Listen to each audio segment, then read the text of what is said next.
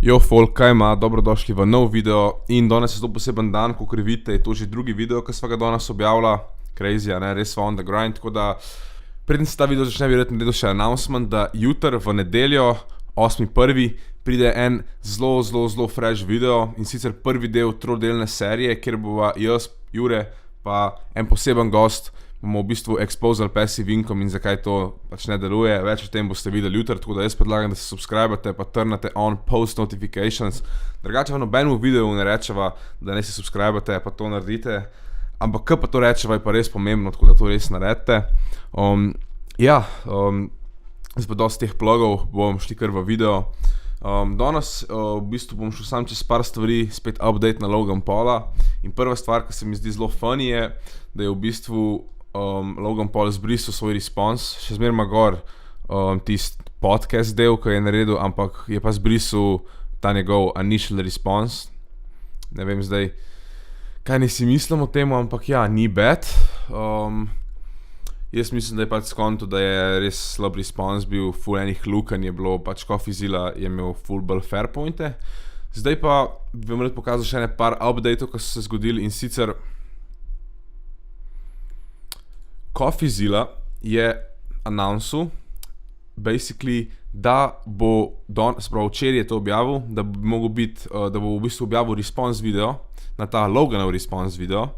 In jaz sem gledal tako, zakaj še ni dropil, in pol kar naenkrat Coffeezilla tvita, da v bistvu ga je Logan poklical in da bo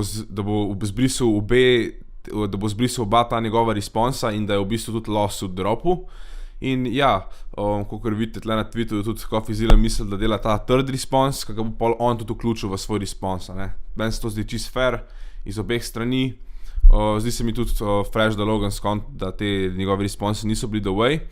Je pa Logan Paul tudi v Discordu od CryptoZooja objavil, se pravi, da je hotel samo updatati svoje ljudi, da je v bistvu izbrisal response, ker so bili rush and misaligned with the true issue at hand, se pravi, karkoli je hotel s tem reči.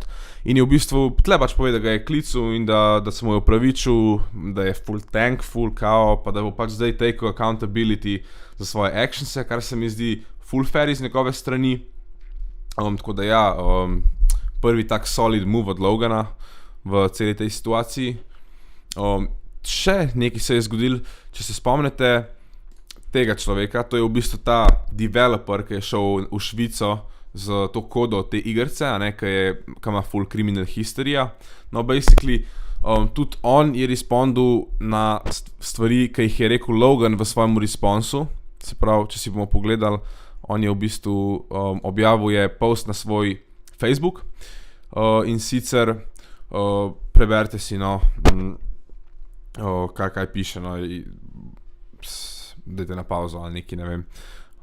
V glavnem, kar on tle reče je, da vam pokažem še druge dele, kar on tle reče je, da v bistvu Logan ni plačal, da zaradi tega ni naredil, da full dolg časa je že v bistvu se ukvarjal s tem, da je escapel svoj criminal past, da je bilo to 20 let nazaj, da mu je full žal.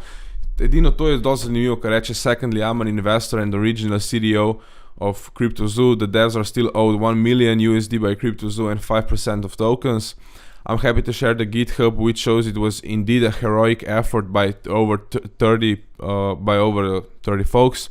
In fact, Logan used my good name and reputation in the crypto community to raise money for this project.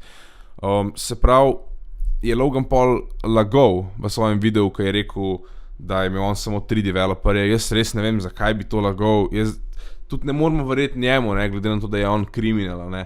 Ampak, ja, noben ne ve, kaj je v resnici. Res upam, da bo bilo to v nekem novem responsu. Ja, basically je to za ta video. Hotel sem vas samo malo updatati na to situacijo z Logan Paulom, ker sem že začel te serije. Če niste gledali prvega pa drugega dela, si pogledajte, boste bila v descriptionu. In ja, to je to za ta video. Upam, da ste uživali. Joinite se v najin Discord in se vidimo jutri, ko bo ta fresh prvi del Passive Income Expose serije. Peace.